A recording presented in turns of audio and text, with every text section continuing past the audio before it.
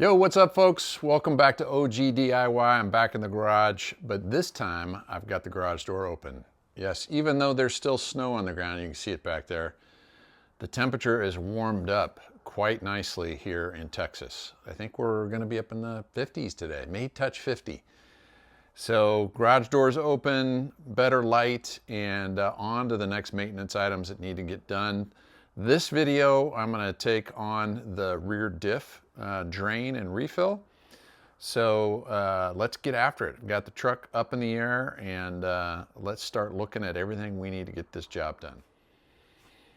So I had her parked in here when it was cold, and used a floor jack and just put it way up in the air, and put the ramps up underneath the front tires. And I'll show you when I get under there, I've got jack stands under the rear tires. So she's up in the air quite high, but I may have to remove the jack stands and replace them with my bigger ones, because I don't know how much room I've got back there. When it comes down to showing you all this service, there's a spare tire in the back and not a whole lot of room to maneuver around. So I'm gonna get up under there and take a look, see if I need to go to the more robust, taller jack stands. We'll see what happens. So on to the tools and equipment to get this job done. We've got our synthetic gear lubricant. That's that Mo1 75 W90. That's going to go into the rear end. We got a transfer pump here. I've got a bit of a breaker bar. I've got torque wrench and gloves, safety glasses, and rubber gloves when we get into the oil. And then you need your crush washers. And while you're at it, you're going to need coffee. I don't know how the world functions without it. I mean, some people like tea. I like tea, but coffee's important. So anyway, this is your spread before you get into the full meal. So yeah, this is a little damn tight. But given the hassle of taking these old jack stands out, the smaller ones, and putting the big ones up, I think I might be able to just pull this off, because I can move around here a little bit. This is your drain. Can't move around a whole heck of a lot. That's your drain, and this is your fill up here. And I think they're 24 millimeter. So I'm gonna go grab that stuff and slide back down here, skinny back down here, if you will. Make sure that stuff fits before I get going. And then I'll reposition this camera, even though this is a bit of a challenge. Should have put it on the bigger jack stands. Made this a whole heck of a lot easier. Anyway, all right. Well, to you viewers, it may not seem like it's much higher, but I went ahead, because it was such a pain in the butt, and went for the higher jack stands. So now, just sort of slip it on the gloves, and I'm gonna bring the 24 millimeter and the breaker bar over and see if we can make short work. Actually, I'm also going to bring over the old Milwaukee power ratchet. I'll slide a drain bucket in there. When time comes, get my tools, and slide them up under there and get them ready. All right, do we have everything? Other than the human body that's going to go under there and hopefully get this job done. Does it seem like we're any higher up? I don't know. Okay. Let's see. Let's go for the refill first.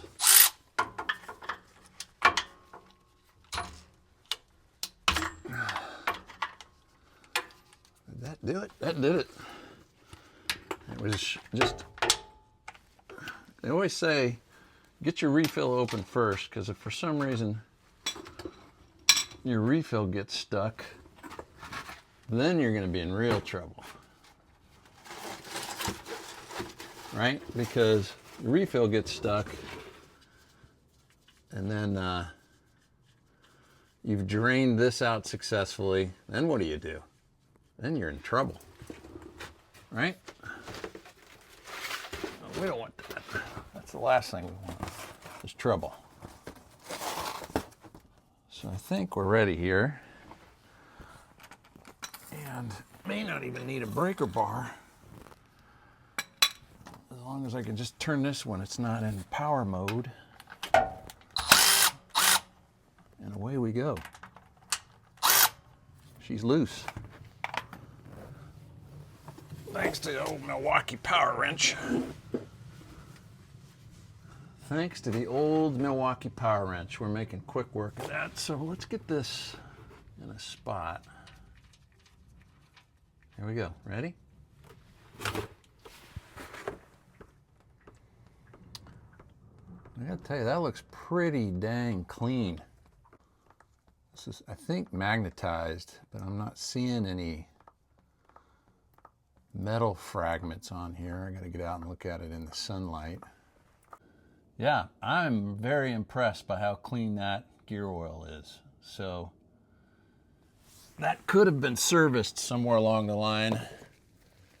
I'm in the national service history for Lexus, like you can do with most manufacturers, so I can see the official services through Lexus dealers. And the history on this is it's had a number of oil changes before I got it, which was part of the reason why I was, happy with moving ahead with the purchase. But my recollection is there was no history on gear oil changes or transmission fluid flushes, which is one of the reasons why we're going to do a transmission exchange, fluid exchange, like we did with the radiator fluid exchange earlier. All right, as that continues to drain out, just the little bits left, I thought I'd show you. This does in fact have a magnet on the end, right there. That is a magnet. It's got no metal flake on it. There's a crush washer right here, and we're going to replace that crush washer when we put it back in. There's the new crush washer, and maybe hard to tell here in the video, but it's it's sticking up higher because it hasn't been crushed yet. This one's crushed, used. We're not going to use that again. And this is the new one, and it's going to go right on there. Again, it's sticking to the stinking magnet. And that's ready to put back in. And we're drained out here, so we're going to get the install process going. Okay, this is drained for a good long time. I had to go take a quick run to my local Lowe's in order to get an appropriate step down for this. I didn't have one, believe it or not. Of all the stuff I have, I didn't have a, this is for a torque wrench, didn't have the 3/8 up to ½ inch, which is important to have because my ½ inch torque wrench starts out at 50 foot-pounds, which is much more than the torque required for this bolt. The torque required for this bolt is 36 foot-pounds. So I've got that pretty much dialed in. And crush washer is on. So we're going to put that back on. Yeah, I forgot to put my gloves on. Okay, let's make sure we're on Tighten. Yep. Give myself appropriate amount of room here in order to do this.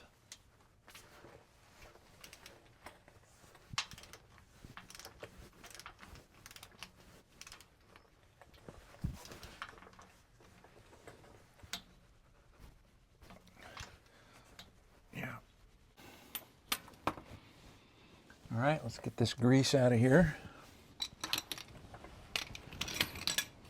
I'm gonna take a look at the capacity of this pan and just sort of estimate how much I'm gonna pump back into that one up top. Might as well take that off now. And there's a crush washer, I believe, on this one. Let's check that. So I'm going to clean this one up. I'm going to get the pump ready to go and line up my gear oil and then estimate how much oil I think, gear lube, gear oil, I'm going to put back in. So that's next.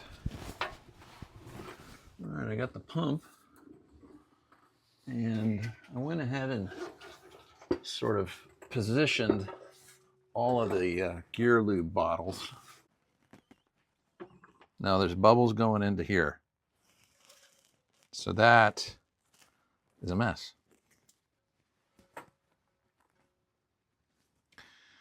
So that is backwards, I guess. And that, let's switch these. So it's the bottom one, I guess.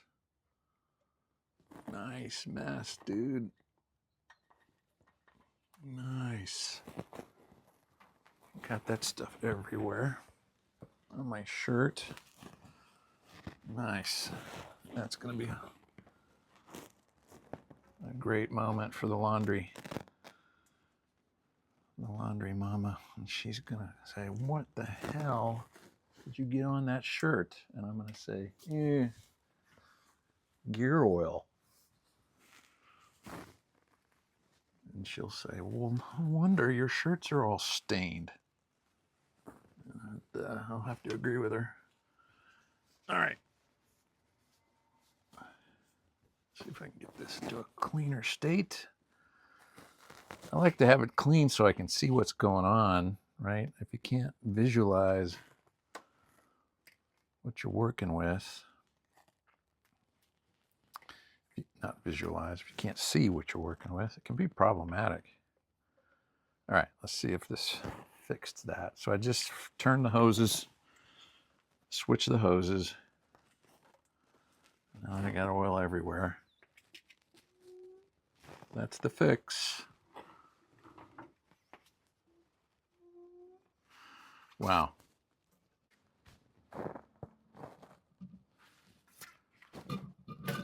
That's already cratered. Huh. Quart number 2. Let's see if we dump that one over or not. So there's plenty left in here.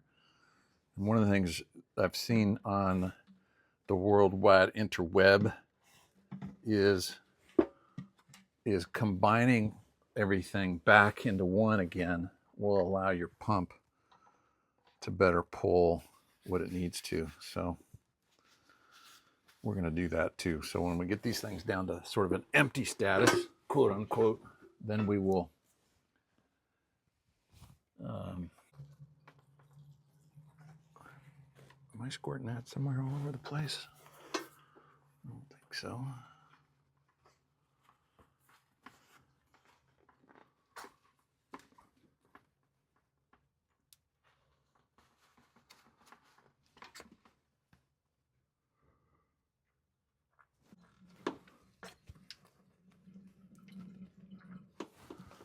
Really? Really? Come on now. That's the other thing too. Do I really need all of this line? I don't think I do. It's a crazy amount of line for what I'm doing. Okay. I think that one is as far down as it's going to get.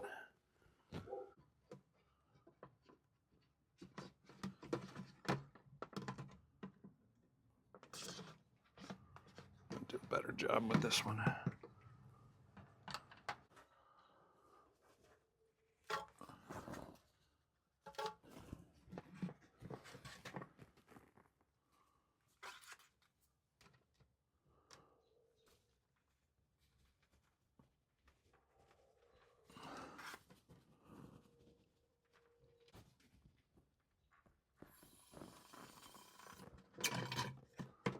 Yeah, got that one better drained. All right. You guys are getting the gist of what's happening here. I mean, listen, this job has had one too many. drip drips. And to be fair, this is the first time I've used this hand pump. To be fair, it's the first time ever I've done a gear differential change. But there's a drip, steady drip coming out of here, which means I've filled it to the appropriate point. Now, we don't have a giant mess going on, thank goodness, just a mild mess. And I'm going to leave that right there and get my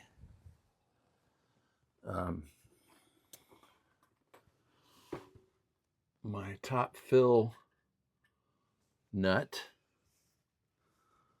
Finally made it a little easier on me to wrap that thing around the rear stabilizer bar to hold it in place a bit, but I still believe there's a better way to do this. Let's see, now I can get eyeballs on it. There. All the way in, hand tightened. We got to put a little bit of a torque on it, which we'll do. Just from a pure drain and refill perspective, and granted, I dumped one of these sideways. Actually, not so much did I dump it sideways for very long, but when I first put the pump together, I had it backwards and I had some of the leakage coming out of one. So I would say I lost, I don't know, I probably lost X amount here. Bottom line is I had 6 to start with and I got 5.5 in with a little bit of loss. So that's what I'm thinking. I got about 5.5 in, probably 5.25 in. And let's see. Close this up. So now, just to round out this job and call it done, we just need to put a torque wrench on this thing, if I can get to it. Let's see. Yep, I can.